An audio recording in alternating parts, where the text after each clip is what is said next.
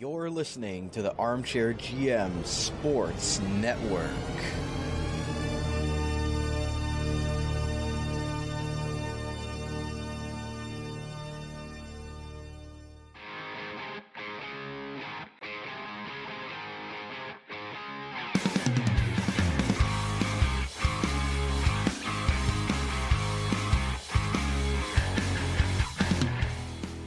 This is Rod Mahood, your in-game voice of the Niagara Ice Dogs, and you're listening to the Dog Pound Podcast on the Armchair GM Sports Network, your podcast source for all game analysis, team interviews, and up-to-date news regarding the Niagara Ice Dogs. Welcome in, ladies and gentlemen, to our Dog Pound Podcast episode right here on the Armchair GM Sports Network, your December 7th, 2022 edition. Yes, I am back on the show today in video form. No Diamond Joe Quimby today for me. I am got through my sickness, and I am ready to go. Guys, if you enjoy the podcast, make sure you're hitting subscribe, smashing that bell icon, and staying up to date with all of our content on our YouTube channel. Make sure you're liking us on whatever audio platform you choose to listen to us on demand. Go give us some love over there. As well, make sure you're following the podcast on Twitter at Dog Pound Podcast and liking us on Instagram and Facebook by searching the Armchair GM Sports Network. You can follow myself at bcaputo_AGM. Got a new Twitter handle for myself. And you can follow my co-host Kyle at justkyle51. Kyle, optimistic week after a 2-0 start against Barrie and North Bay. And then, this was the Ice Dogs, points this week. And then last week happened. How the heck do you start the show with what we witnessed this week? The Hamilton game sucked. Right, it was a 6-2 loss to our QEW rivals. Of course, good on you guys, Colin and Reese. Hammertown Pod, you guys won the first game. For now. Second game, lot to be optimistic for. We only lost 2-1 in a really close game against London, our arch rivals, and London, who are doing better this year, right? So, that was a little bit of a positive take out of a loss. It was a tie game up until near end of the third period, somewhere around there, if I remember. But then we got the Sunday, and I don't know what we watched on Sunday. I can't put into words on how to describe what I watched on Sunday. It was an absolute blowout, to put it, I guess, in sports terms, and that was the one of the ugliest losses I've seen in an Ice Dog game since I at first started watching this team ages ago. This was the worst loss I think I've ever seen, because it was bad. It had just kept getting bad. We were falling off the mountain in the start of the first period, and we just kept falling. There was no saving grace. Yeah, we scored 2 goals, but the other team got a baker's dozen. So, it's not a good score. If it was 13-10, whatever, it was a really high-scoring game. But we lost 13-2. So I'm going to go off of my own This Week in Ice Dogs history, ripping off Ted Lehman. We don't have that segment this week. But I'm going back to the 1920 season, which near the end of it was pretty bad. Considering the what season? The 2019-20 season. Okay, I thought you said the 1920 season. I'm like, I don't know if the Ice Dogs Well, again, I'm not going to be talking about 1990. Come on now. Or 1920, whatever word. You got me so confused. Back in the 1920s, the Ice Dogs. Yeah, maybe Ted knows about that era. Peterborough was a 12-1 loss on March 8th. You had a 10-1 loss to the Sioux on February 8th, and actually the game before that they lost 11-1 to Owen Sound. So in back-to-back games they lost 11-1 and 10-1 back in the 2019-2020 season. And if I go to last season, I believe their worst loss was the game they played at Mississauga. At 9-1, they lost that game. That was a brutal game. So technically, it's tied for the biggest goal differential. But as far as goals given up in a game, it's definitely first in recent memory. Oh, it's just It was tough to watch. It was extremely tough to watch. I was controlling the Twitter account that day, and I was running out of stuff to tweet at some points. I didn't. How many goal tweets did you have for Sudbury that day? You probably had more than their own. I did team every had. single one, to be honest. It was just hard to like think of what to put in the tweet. You might as well have worked for Sudbury's media team that day. I felt like doing I think it was the Generals Twitter account the other day. They're losing by a lot at the end of the one period, and like they put their score graphic up, and it said like them 0, and they didn't put a score for the other team. They put a lot instead of the number. Yeah, and again, like I don't want to laugh because I feel bad for the players. Obviously, you know, I'm sure they were embarrassed. They don't want to get embarrassed like that, but just not a good week overall, especially after coming off 2 divisional wins against Barrie and North Bay, 2 solid playoff teams, and then you know you give up 21 goals in 3 games, only score 5. You give up 116 shots as opposed to 85 for. Your power play's 3 for 11, so 27% isn't terrible. But then you go 6 for 12 on the penalty kill, so 50% PK.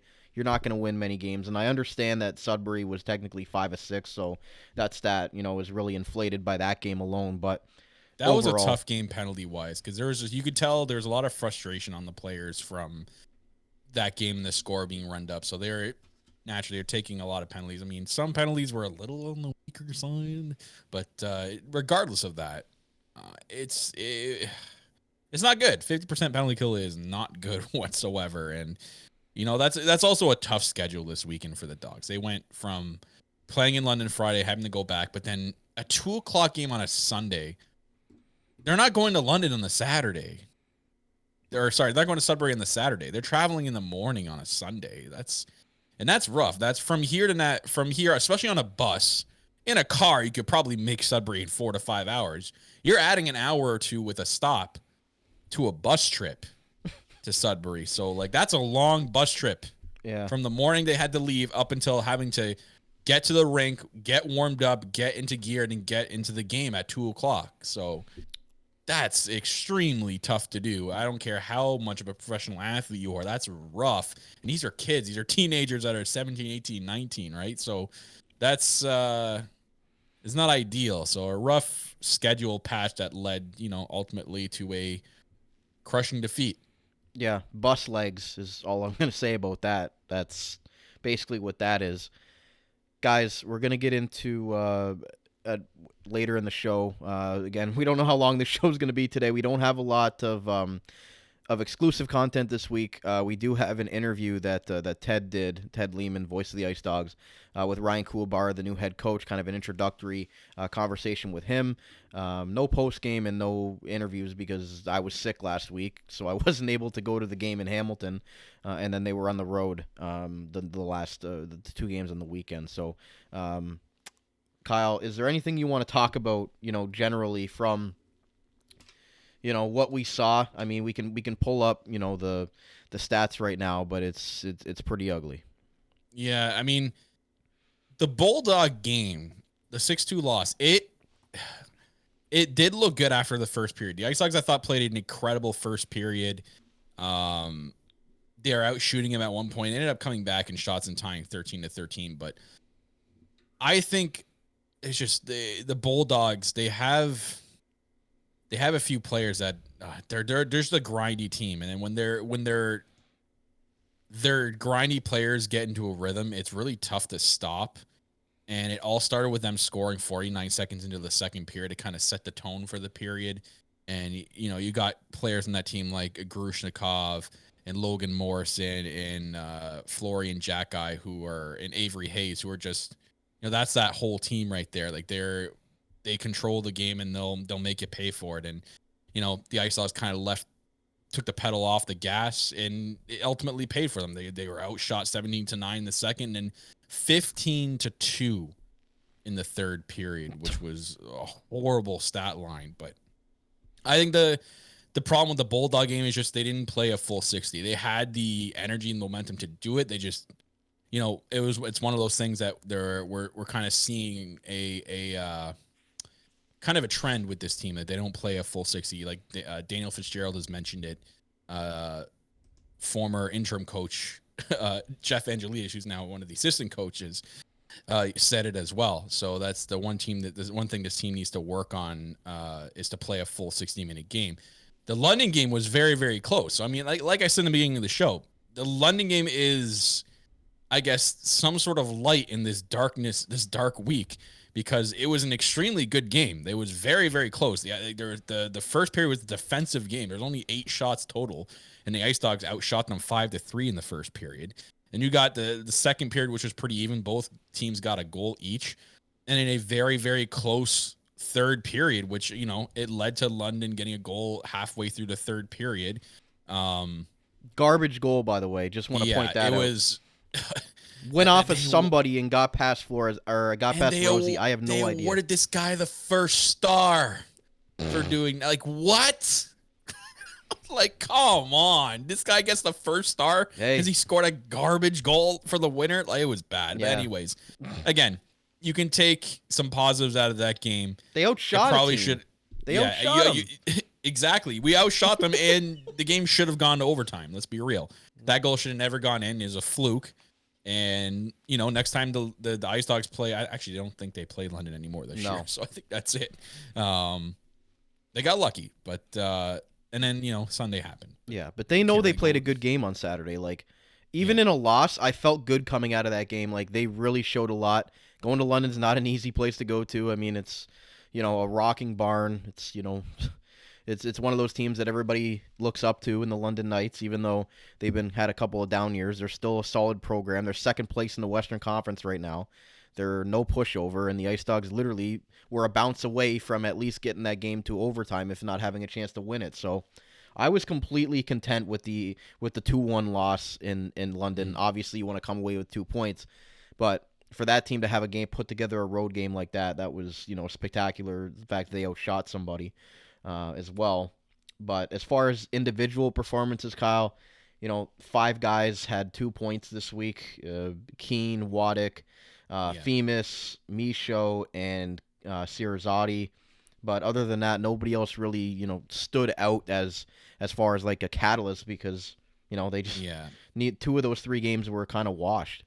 Yeah, it's no one really stood out on the score sheet. I mean, Pano now leads the team in points, but at what cost? Kind of like they end up losing all 3 games, and you know. I think if anyone stood out, and it was surprisingly in the Sudbury game, because the Sudbury commentators actually made mention of it, and we know that his name is being circulated around and people are keeping an eye on him, is rookie Kevin He. So he showed some good spurts in the Hamilton Bulldog game. I can't really talk about the Sudbury game, because the Sudbury game was, to me, it was a wash. It's a game that you don't ever want to think about ever again, because nothing came good out of that game. There was no spotlight. Declan Waddick had a nice goal, but even then, you just kind of want to forget about that game. So out of the other 2 games, yeah, Kevin, he looked great, right? I think once he develops more, he's going to be a threat for the OHL in years to come, if not if he figures out later on this year. You know, it was tough. I think I'm gonna have to unfortunately be a little negative, right? Because when stuff like this happens, you kind of have to talk about the negative things, because it's constructive, right? You can't just, it's not all sunshine and daisies when you lose 13-2 to the Sudbury Wolves, who are only ahead of you by 1 spot in the standings. So not a good look. But what I want to try to say is that the team needs to work. I think if I can give them some sort of constructive criticism, this team needs to seriously work on their team defense as a whole, not just the D-man, as a whole. When they get into their own end, it's chaos every single time. It almost looks like any team can come in and set up a picnic. It shouldn't be that way. We have the talent to be a strong defensive team. But you look at the back end on this team, and you look at the players that are up front in that top 4. We have the talent to be a top defensive team, but for some reason, it's not gelling with the whole team as a whole that come back and play defensively. They really need to tighten up. It's extremely loose, and they really need to tighten up their defensive play. It's good to see Cato back, but you can tell he's hurt. Like, he's playing through some stuff right now, and he's as he's the not captain, playing the same way as we would would know he's playing. As the captain, he's fighting through it. Like, he's a warrior, right? Like, he wants to be out there for his team, and they're already down some guys, so like he's clearly not 100%, but he's battling out there. So you got to give it to Captain Cato for that. But yeah, I mean, Kyle, before we get to the interview with Ryan Kuwabara, what have you thought of, not really good results his first week, but can you see kind of the way that he wants to play and put his stamp on this team? It's tough. You know what I mean? It was, I know, like, so Thursday was his first game. So he had I think he had 1 day to kind of have a full practice with the team and kind of implement his system, even after hearing his post game on Thursday. I think he used these. I think we didn't really see it out of these 3 games, because I think he mostly used these 3 games as to kind of figure out what this team is and figure out how he's going to put his system into it. We saw some lineup adjustment, sure, but I don't think we've seen an exact system. And our friend Bill Potras mentioned it. Like, do you know what this team's identity is yet? And he really wasn't sure exactly what the identity was either. So once he does figure that out, I think we're going to start seeing that more. And it'll probably be after these 3 games. Now they'll have 4 days to practice, or 3 days of practice before the Thursday game, right? So we'll hopefully see something on Thursday. But it's tough, and it's tough for a coach to come in and having to midway through a season, right? But like I said, he did do some lineup changes, which I saw some of the lineup changes were interesting. I know they had to deal with a couple of sickness or injuries this past weekend. So, he had to adjust kind of almost on the fly, trying stuff out like Castle, Fimis, and Augustinelli, right? Just kind of get Augustinelli going. So you can see that he sees the potential in some players and try to get them going, which I'd like to see that, right? I want to see this coach see the potential in the players that we know have the potential and do something with them to get them going. And I think that's a good sign early on in his only 3 games into his IceDogs career that he's planning on doing something with this team. Yeah, you got to see what he can do with this group first before you start making more moves. And they've only got so many moves left before the trade deadline anyways. So yeah, this is the team that they're like, they've put their hat on. You know what I mean? Like, this is where they hang their hat with this team, and they're going to have to roll with it at least for the next month or so until we get near the trade deadline, and either they decide to keep some players, move some players. But we know that GM Darren DeDobler is not afraid to make moves if he sees fit for the team. And again, the chemistry thing has to come into play, and the fact that they really haven't had a chance to run with this full lineup yet. From the beginning of the season, Andrew Wysick's been out. How many guys have been in and out of the lineup? Yeah. Like, I don't think we've seen the full, capabilities of all 12 forwards, 6D, 2 goalies that we really penciled in as the starting lineup for this season. Exactly. No, we really haven't. Really, it's been maybe a month or so, or a month and a week with the current team that we have now, because we have to remember there were the trades before the season and trades in the first month of the season. Right. So the chemistry was all over the place. And again, like you said, in between that, there were injuries, there was scratches. Like, it's suspensions. It's tough to build chemistry that way. Yep. Like, it's extremely tough, especially in the defensive end. Like, I can't think and count on how many fingers I have right now, how many times I've seen the D-core change partners. So, like, how do you begin to build chemistry with someone if you play with one guy in one game, you're playing with someone completely different the next game, and you have to adjust to their style again. Or they've got 4 or 5 D playing, they're rotating 2 D pairs. Like, it seems like for this team, more so than other teams that I've seen so far, it's been hard to just field 12 forwards and 6 D on a regular basis here. Exactly. So let's get to Ted Lehman's introductory interview with the new head coach of the Niagara IceDogs, Ryan Kuwabara, and then we'll come back and recap that and talk about the upcoming games for this week. Welcome to our welcome, the new guy to the family. The head coach of the IceDogs is Ryan Kuwabara. Congratulations, and thanks for doing this. Thanks for being here. Oh, thanks very much. Very excited to be here and get started with the boys here. It's been a busy few days for sure. Well, I'm laughing because before we started the interview, full disclosure, having met the love of my life in Hamilton, and her family was involved with midget, and Yes. I could have watched you play with the Hamilton Kill TBs going back to 1988. Yeah, definitely. That's a long time ago now, that's for sure. But, great memories from those times for sure. Got an opportunity to play, and then obviously throughout this area here with St. Catharines, Welland, and, Niagara Falls and Fort Erie. So definitely, been down this way a lot. One of my favorite shows is on the NFL Network, and they do that football life.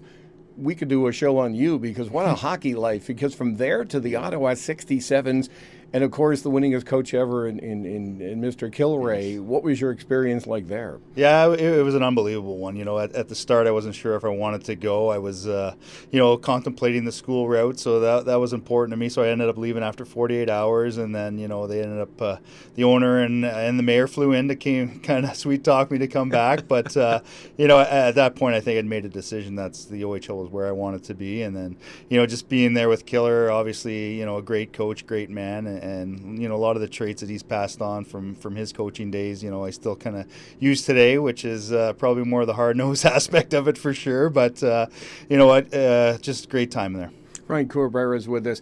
The evolution of what's happened in this league. I was watching Kitchener hockey back then, saw a line brawl at the end of a period, and those kind of things went on back then. Yes. You've seen it happen. Like the changes in the game. How does a guy like you keep up? Yeah, well, you have to stay with the young guys. Those are the guys that are, the up-and-comers throughout the minor hockey. I know once I retired from playing, I went through the full stream. I started minor hockey, did minor midgets, then into junior B, and then, fortunate enough to get into the OHL, and then, after that, I was in the ECHL last year and a half. So, you have to stay young with these guys. You have to stay up to date on what they like, just so you're able to have that connection. And, they understand you care and be able to have that conversation sometimes where it comes from a place where, you have similar experiences.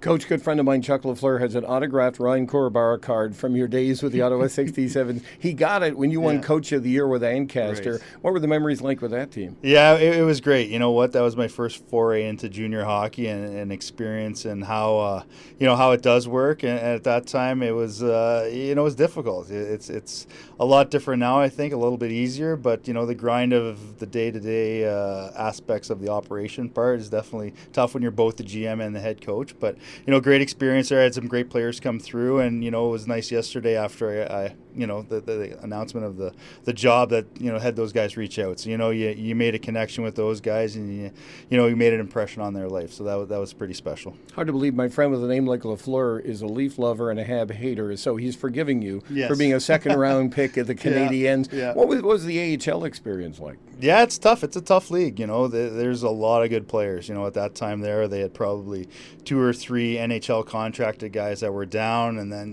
during the season they sent Gary Lehman down. So you really have to be mentally prepared to play the game at a high level every day. And at that point, I don't know if I wasn't ready yet, or it was a learning curve for me. But definitely learning to be a pro is one of the things I hope to impart on these guys here, how hard it is. And, if you want to make a living at this game, you're going to have to do things the right way. Ryan Kuwabara is the IceDogs head coach.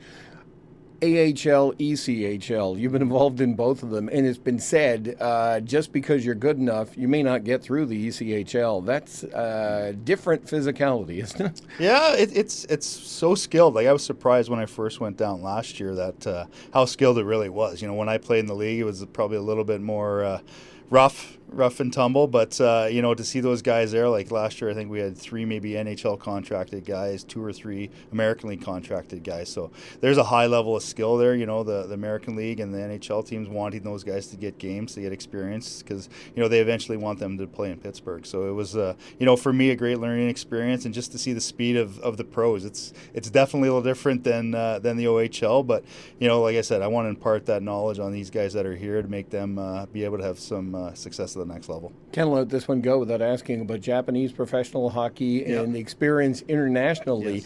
Yes. That had to be incredible, even finishing up in Belfast. Yeah, definitely. It was one where you have to get used to the bigger the ice.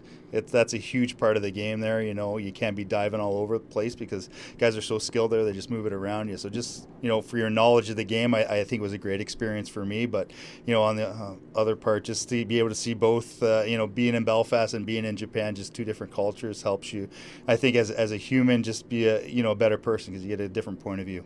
From your time in the OHL, I've been thinking about this a lot recently. You're coaching basically men, almost men. In some cases, you're coaching boys. Yeah. How do you handle that emotionally and bring them together? Yeah, that's the tough part, right? That's where you have to have a good group and you know, a good leadership group there that passes on some of the good traits that you want to impart on these young guys, because those young guys are going to be your leaders, you know, the next couple of years. But you know what? It's tough because a lot of these guys are leaving their families for the first time, living away. So you know, we just try to be a good support network for them. Also, you know, there's different things that come up, whether it's school, girlfriends, or anything like that. That you know, you gotta put your arm around them sometimes and say it's okay, and you know, get on with her. And sometimes go kill Ray on them. Yeah, well, I don't think that's allowed anymore. But you know, it's yeah. I guess maybe I'll keep some of those in my back pocket just in case. Before I let you go, you don't look bleary-eyed, and I got a funny feeling you've done a ton of video over the last little while. Yeah. What do you see in this group, and what expectations do you have? Yeah, I think we got a lot of raw talent right now. We just got to get them to come together as a group, and then, you know, obviously we want to play fast, we want to play hard, we want to be, you know, a physical team that makes it tough on opponents. So that was the question. Darren DeDobler, when I started with him, he said puck possession, physicality. Has any of that changed? I don't think so. That's kind of my style. I like a team that's, you know, we're going to work hard, we're going to grind you, we're going to make you know, the game tough. You know, I think that's at the next level. If you can play like that, you're going to have an easier transition into that game. There it is, Kyle. First chat with Ryan Kuwabara, and before we get into it, shout out to Ted Lehman, the voice of the IceDogs, for getting that for us. Since you know, I wasn't at the rink last week, I was very under the weather. Hopefully, we'll have more features this week. There's 2 home games, so I'm sure we'll get some post game interviews and things like that. But guys, make sure you're following along with the IceDogs coverage, and you want to listen to the games on the radio. You can listen to it on 89.1. Country 89 on AM, and then giantfm.com. You can check out the game there as well. Streaming, if you're streaming at home, wherever you're at, you can listen to it on Giant FM or country89.com, and then on your radio at Country 89 AM. So thank you, Ted, it's for real that. easy. Even if you just go to the web browser on your phone. Yeah. I've done it. Yeah. I've listened to it. It's easy. You just click play, and then you plug in your phone, and it's almost like listening to the radio. There you go. So thank you, Ted, for that. But Kyle, what were your takeaways from what the new coach had to say? He's got a lot of great experience. I mean, ECHL, OHL, AHL, Japanese national team, even finished off in Belfast, as Ted asked him. So a lot of good experience from Ryan Kuwabara. He's the most interesting man in the world, is Ryan Kuwabara. He's literally the Dosaki's guy. But yeah, just an extent of just professional hockey career that the guy has in his background is going to help this team in the long run. I think people can hopefully not try to expect this right off the bat, because you're not going to see it right off the bat. It's something that takes time. No coach is going to come in here and change any team in 1 or 2 games. You know what I mean? Like, that's not how it works. It doesn't work like that anywhere else in the NHL, OHL, anywhere. Right. So, but besides that, I like the conversation with Ted. I think it shows a lot of what this coach is going to be bringing to this team. Like I said, the professionalism of playing in pro hockey and coaching in pro hockey is being brought into this team, and it'll be instilled into this team. I think that's a lot of things that, you know, the IceDog players themselves and even our fans can get excited about eventually when the system gets rolling out. So I found that he also wants to instill a lot of what he's learned into the young players so that they're more comfortable with playing at a pro level as well. So that's, I think, a big thing that the IceDog players right now, especially the young ones, are going to benefit from this coach, because he's been there, he's coached there, he knows the professional leagues, and he's going to help these players grow with that knowledge. And I like when he said, you know, there's lots of raw talent on this team. They want to be a fast, hard team, grind, make it tough on the opponent. So he recognizes the amount of talent that's in that room. He just needs to put them all in the right position where they're going to be successful as a complete unit, going back to your comment earlier about playing a good team structured defense. that's going to be something that he's going to be instilled with trying to figure out. And I really like Jeff Angelita staying on the staff as well. I think he's going to add a lot. He says he's a defensive first coach.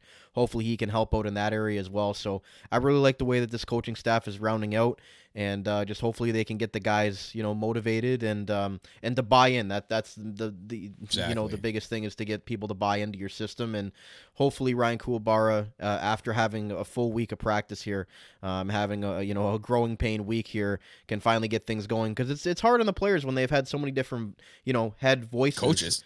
and the ones that played last year, and then even the ones that even started this year. This is their technically third head coach, fourth if you count what happened at the end of last third season. system. Exactly. So it's going to take time for them to be able to adjust to that. It doesn't just happen overnight. Yeah, I think people can, pump the brakes if they're acting like the sky is falling.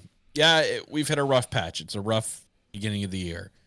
We just got to keep on, just like the IceDogs will. They keep on fighting, and hopefully things will get better, right? It's all about building towards the future, and this team is still very young, and I think they can do it. I think that they brought in there's a lot of coaches that were up for grabs here. They interviewed a lot of people.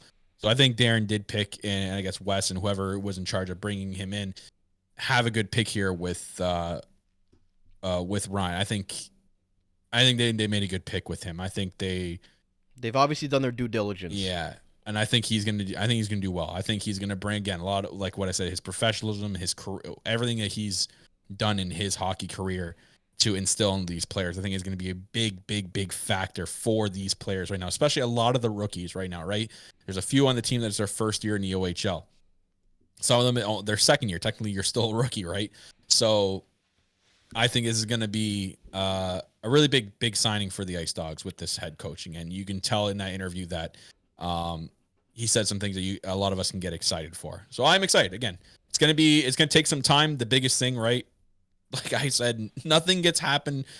Rome wasn't built in a night, people, or in a day, wherever the expression is, right? It takes time. And I know the OHL shelf life for players is not long, but it's literally been 3 games. Hasn't even been a full week yet. People's patience just running thin, and I can't blame them, but at some point we have to be realistic here. Yeah. And you know what? And I'm not trying to make excuses for, the losses they've had. I am putting some accountability on the players too. They can be better. We know they have the talent to be better, and we've pointed it out. The big thing is to get better at team defensively as a whole, as a group, as a unit in their own end. And we know the coach sees that, and I guarantee it's the first thing they're going to be working on in practice. And the standings, people can say, oh, they're out of it already. They're 4 points back of the last playoff spot. There's 8 spots in the Eastern Conference. And not even that. We haven't even reached January yet. Guys, we're still not even in the dog days. We could of be winter below yet. 500 and make the playoffs. I don't know if people know that. It's not like the NHL. Yeah, literally, Sudbury's 4 points behind right now, and they're a divisional team, so they play them, a few more times. So there could be some 4-point swings in those games. Let's pump the brakes. I know they're 2-8 in their last 10, which is not good. Oshawa's 3-6-1, and after they chirped the IceDogs, they went on a huge losing streak. So Sudbury's below 500 in the last playoff spot right now. They're 396. Yeah. If I'm not mistaken, the last time the IceDogs made the playoffs and they finished it with the last playoff spot, they are way below 500. I know they lost in the first round, but they are below 500. And I know if I remember correctly. And I know they're giving up a lot of goals as a team in general, but again, that's just a couple of big games that they've lost huge. So now get fixed with team defense fix. As soon as that's fixed, the goals, like I said, the goals will come because this team can put the puck in the net. Yeah. But they got to get the puck out of the net first. They only gave up 2 goals to London, so I guess that's a consolation there. Guys, we're not going to take a break. We're just going to power through the rest of the episode today. A few things to go over. We'll firstly here, let's give a congratulations to Rodwin Denisio, named to Team Switzerland's pre-tournament roster. Roddy. So if he's able to make the team, he'll be playing for Team Switzerland in the upcoming World Juniors in Alberta. Kyle, I think you have the statement from the IceDogs website. I do. And shout out to Rodwin Denisio. Unfortunately, he was a scratch in the Hamilton Bulldog game. No, it wasn't the Bulldog game. It was before that. It was the win from the week before.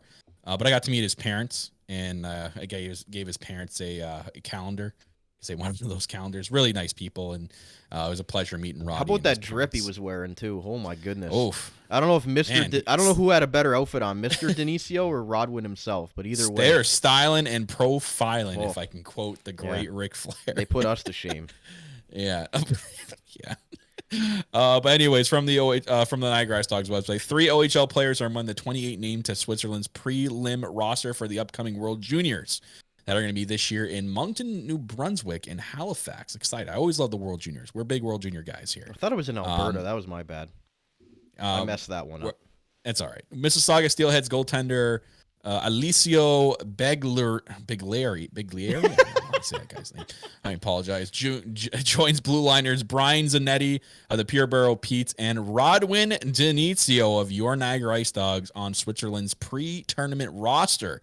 The Swiss will take on Canada in a pre-tournament action on December 19th, Czechia on the 22nd, and Sweden on the 23rd.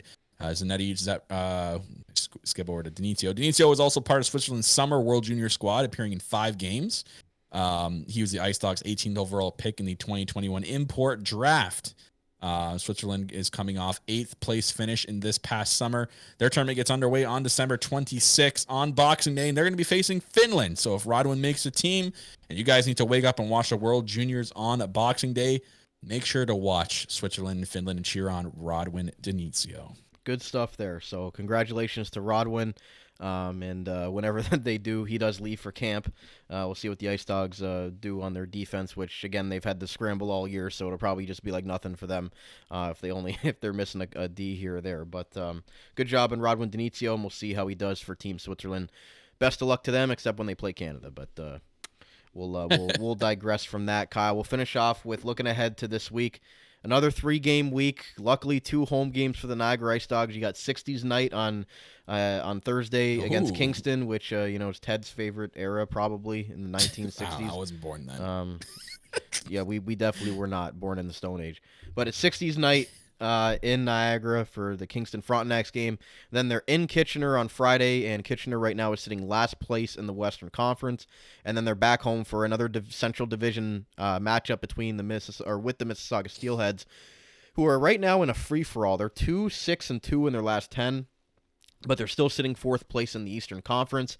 So the IceDogs might be able to take advantage of a team that is not playing very well right now within their division, pick up another divisional win, just like they did against Barrie and North Bay. So, Kyle, what are your thoughts about these 3 games, and how many points do you hope the IceDogs can come away with? It's tough. I think all 3 games are tough, regardless of what Kitchener's are in a rut right now. But Kitchener at least has 10 wins on the year, and Sudbury only had 7 on Sunday. So I'm treating every one of these games as a tough game, unfortunately, until we get our team going like the way we know they can. It's going to be a tough game each game. So all 3 games are going to be tough for the IceDogs this year, regardless of 2 being at home. I guess a positive would be that they're going to 2 beautiful arenas, and one, the Meridian Center, we already know. What's crazy? We get so many compliments, and I heard it a bunch from even the Hamilton team. I think it was the Hamilton team, or there was the week before. There was some team on the away side that gave such good compliments about the Meridian Center. And I think, to be honest, it is a really nice arena, especially for the press. I think the press section is the best that we've seen so far when it comes to arenas. So, I know I've been told Kitchener, I haven't been there yet. Kitchener's Memorial Auditorium is a really nice arena. Yeah. From what I've gathered, there's a lot of history there, but it's also a nice arena. They've got a really good fan base too. So. Yeah, they do. 3 tough games. They're going to be playing again the Mississauga game. That game is exciting in itself, the Saturday game, because not only is it a Saturday night game, but we're facing the Steelheads, who we know have about 4 or 5 former IceDog players from last year in the team still. So that's also, there's a lot of can't say a lot of heat, but there's going to be a good battle between the former players and the players that are on the team that played with them, right? Friendly rivalries. So, I'll go through them real quick. Bryce Cook, Ryan Struthers, Jake Uberti, and Isaac Enright, and I think that's it right now. I would love to talk to at least one of them on the weekend. Just see if we can get to talking to at least one of them. But yeah, But yeah, it's going to be 3 tough games. But you know what? I think if the Ice Dogs have a good week of practice, rested, forget about that Sunday game, put that in the past, don't even think about it, pretend it never even happened.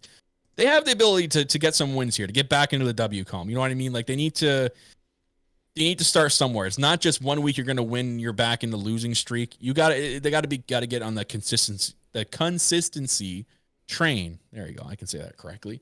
But I think they can do it. I think I'll be hopeful for 4 points this week. I'll say it. I want to see 4 points out of this team.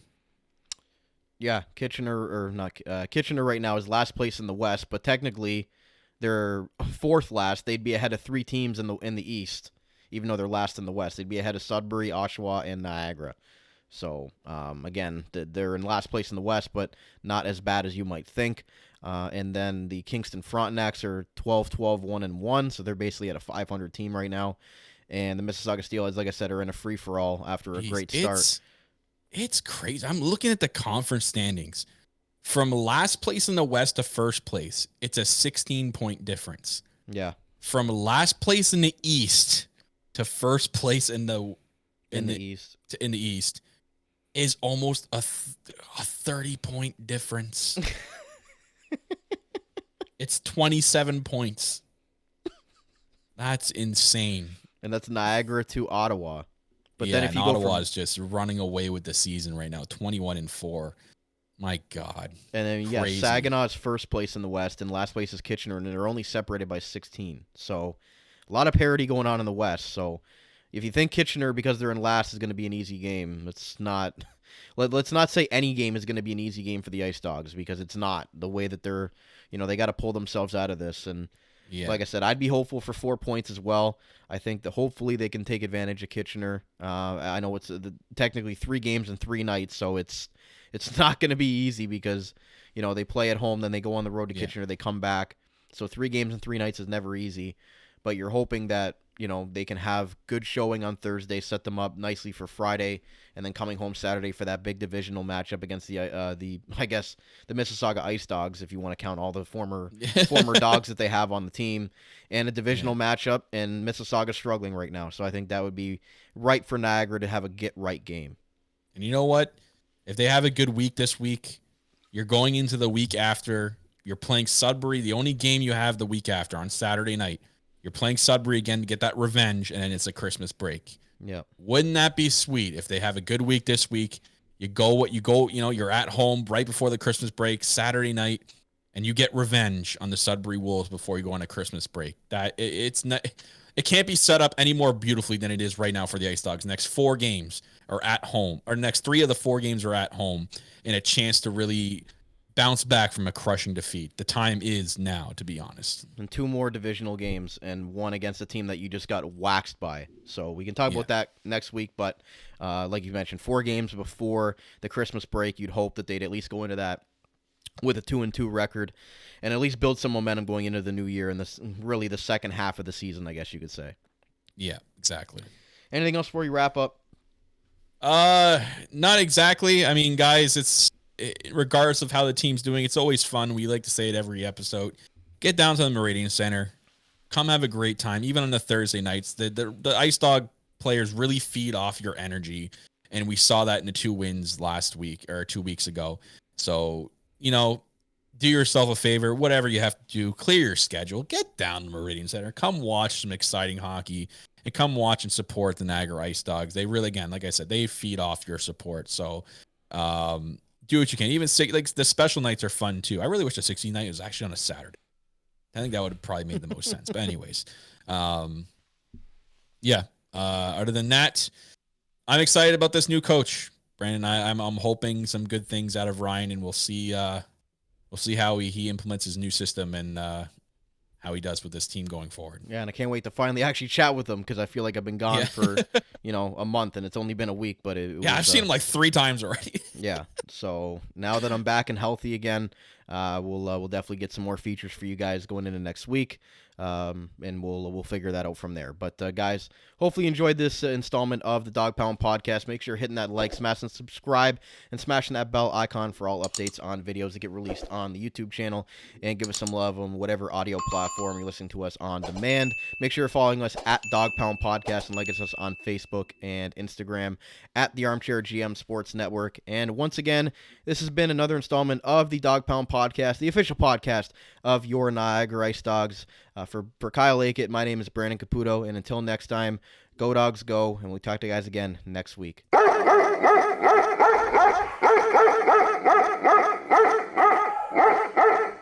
You're listening to the Armchair GM Sports Network.